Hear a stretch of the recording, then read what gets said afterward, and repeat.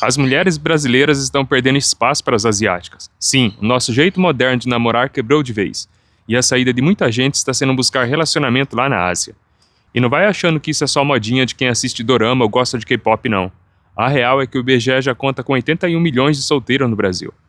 Os homens estão, literalmente, olhando para o outro lado do mundo.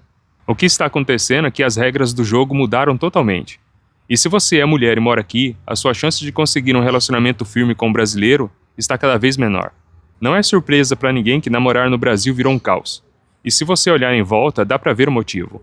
O nosso país mudou tanto nos últimos anos e as coisas ficaram tão bagunçadas que a mulher brasileira acabou sendo a mais prejudicada. A verdade nua e crua é que ficou quase impossível construir uma vida a dois por aqui hoje em dia. É o medo de sofrer uma traição, de pegar alguém de má fé que vai usar a justiça para se aproveitar de você, a grana que nunca dá e aquela sensação de que ninguém mais consegue ser feliz junto. Infelizmente, é nisso que o amor virou hoje no Brasil. Mas o que foi que realmente fez a diferença e colocou a mulher asiática no topo do desejo dos homens brasileiros? O que mudou o gosto deles? Se você é mulher e quisesse muito casar, o que faria se não achasse mais nenhum brasileiro querendo mesmo? E o que faria se descobrisse que tem um monte de gringo por aí doidinho para casar com você? A resposta é meio óbvia, né? Pelo menos para mim. Foi exatamente assim que as asiáticas entraram na jogada e viraram a cabeça dos homens. Essa perda de espaço das brasileiras não é uma vingança combinada dos homens, não tem nada disso. É pura lei da oferta e da procura. O cara pensa, quero casar no Brasil, não acho ninguém. Mas tem mulher querendo casar de verdade nas Filipinas, na Tailândia. Então é para lá que o homem vai. É com elas que ele vai querer compromisso. Dá para entender agora que não é nada pessoal? A gente precisa parar com essa mania de achar que tudo é um ataque contra nós. O mundo funciona à base de comportamento. Quando o jeito das pessoas muda, a realidade em volta muda junto. E todo mundo sente o impacto.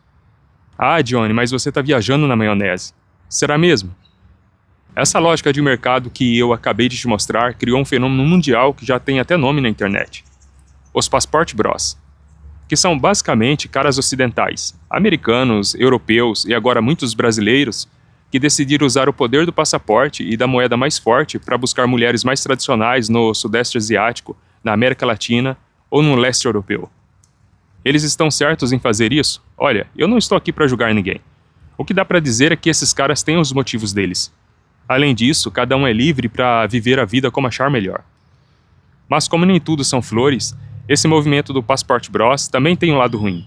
É que muitos homens criam uma imagem na cabeça sobre a mulher asiática baseado puramente em estereótipos e fantasias. Conceitos como o da flor de lótus, que é aquela ideia de que toda mulher asiática é super delicada, submissa e que nasceu só para servir o homem. O outro extremo é a Dragon Lady, que pinta a asiática como uma figura misteriosa e de sensualidade estereotipada.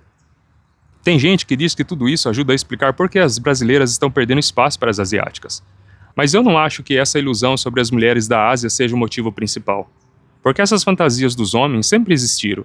Isso vem de muito tempo atrás. Já essa revolta contra o casamento aqui no Brasil começou faz pouquíssimo tempo. É algo super recente que bate certinho com a época em que os namoros modernos viraram essa bagunça. Então dá pra dizer com certeza que o maior culpado disso tudo é que o casamento tradicional no Brasil faliu. Os relacionamentos todos no geral. De um lado, os homens estão escolhendo as asiáticas e fazendo as brasileiras perderem espaço. Mas do outro lado, está acontecendo exatamente a mesma coisa com as mulheres. Elas também estão fugindo para a Ásia. Só que no caso delas, a viagem é diferente. Elas não vão para o aeroporto, elas vão para a frente da TV. E o destino é a Coreia do Sul. O vício em doramas e K-pop mudou tanto a cabeça das brasileiras que muitas simplesmente perderam o interesse nos homens daqui. Tem uma legião de mulheres que hoje vive mergulhada na chamada onda coreana. Por muito tempo, as brasileiras buscaram um par perfeito pensando no que viam nas novelas da TV. Mas vamos combinar, novela do Brasil nunca foi exemplo de romance saudável para ninguém. Pelo menos a grande maioria. E a prova disso é essa febre dos doramas. Eles entregam uma história onde o amor acontece devagar, com respeito, cavalheirismo e homens que não têm medo de abrir o coração. É um exemplo perfeito? Nem sempre, até porque dorama também tem seus exageros. Mas que é muito mais saudável do que as novelas brasileiras? Ah, isso é sem dúvida. Quer uma prova de como as mulheres mergulharam de cabeça nesse sonho? Dá uma olhada no reality show da Netflix, onde brasileiras viajam até a Coreia só para ir atrás dessa fantasia de namorar um coreano. O resultado disso, na prática, é uma espécie de fetiche ao contrário. O homem brasileiro comum, que muitas vezes cresceu naquela cultura antiga do macho alfa durão e que quase não cuida do visual ou do que sente, passou a tomar uma surra de comparação. Ele começou a ser comparado com um padrão de homem que é impossível de alcançar. Um cara de pele perfeita, sensível, super maduro, desenhado pela indústria bilionária do entretenimento coreano. Um dos grandes problemas da solidão hoje é que alguns homens preferem buscar mulheres na Ásia, esperando que elas sejam perfeitas ou submissas, em vez de se relacionarem com as brasileiras. E a mulher daqui rejeita o homem brasileiro porque quer um príncipe de dorama que só existe na tela da TV. No fim, os dois lados abrem mão de pessoas reais, com defeitos reais do seu próprio país, para correr atrás de fantasias e produtos empacotados pela televisão. Agora você deve estar pensando que não são só as brasileiras que estão perdendo espaço para as asiáticas. Os homens brasileiros também estão perdendo espaço para os asiáticos. Pois é, mas não é bem assim. É exatamente aqui que está a grande pegadinha. A mulher brasileira sai perdendo muito mais nessa história do que o homem brasileiro. Porque as brasileiras que sonham com um romance na Coreia do Sul acreditam no que vem nos doramas, onde os caras são perfeitos, românticos e super sensíveis. Só que na vida real, a sociedade coreana possui traços fortemente patriarcais e uma hierarquia rígida de trabalho. O homem coreano de verdade costuma buscar uma esposa submissa, daquelas que vão cuidar da casa, dos filhos e até dos sogros. E como você deve estar pensando agora, isso é o oposto do que a brasileira moderna quer, que é independência, igualdade e liberdade. Por outro lado, o homem brasileiro costuma ter muito mais sucesso por lá. Ele leva para a Ásia justamente o que as mulheres de lá não encontram nos homens locais: carinho, atenção, um papo aberto e jogo de cintura. É claro que estamos falando daquele homem mais tradicional, que busca construir família. Como o brasileiro é mais caloroso e menos quadrado, ele vira o parceiro dos sonhos para as asiáticas, que estão cansadas da frieza e daquela cobrança absurda da cultura delas. De jeito nenhum a conta fecha para a brasileira.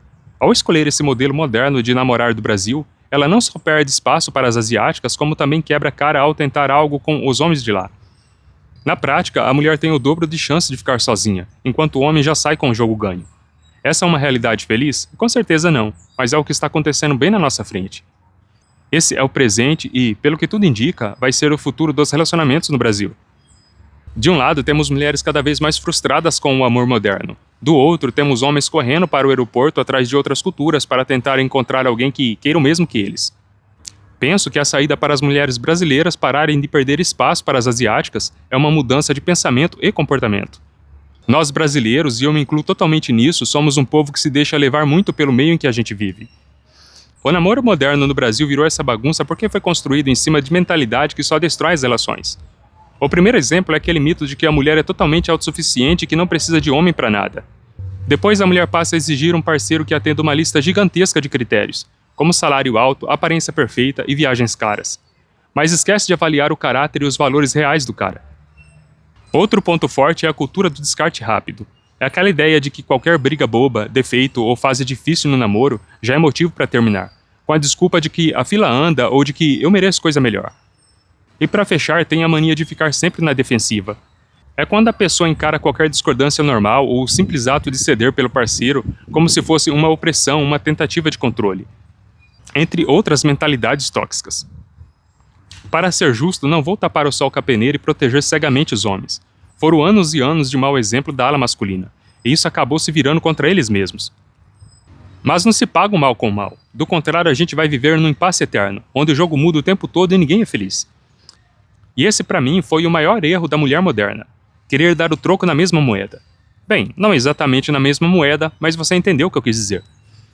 O melhor caminho sempre foi dar exemplo e colocar limites na prática. As mulheres poderiam muito bem ter se posicionado contra as atitudes erradas dos homens, e as coisas teriam tomado um rumo totalmente diferente. A mulher tem, e sempre teve, o poder de transformar um homem. Basta olhar para os casamentos antigos para ver como uma esposa consegue mudar o cara da água para o vinho se ela quiser.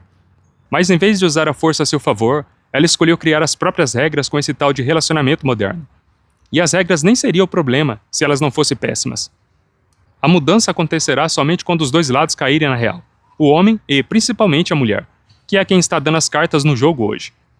A gente precisa voltar a enxergar o casamento como o objetivo de um relacionamento saudável e feliz.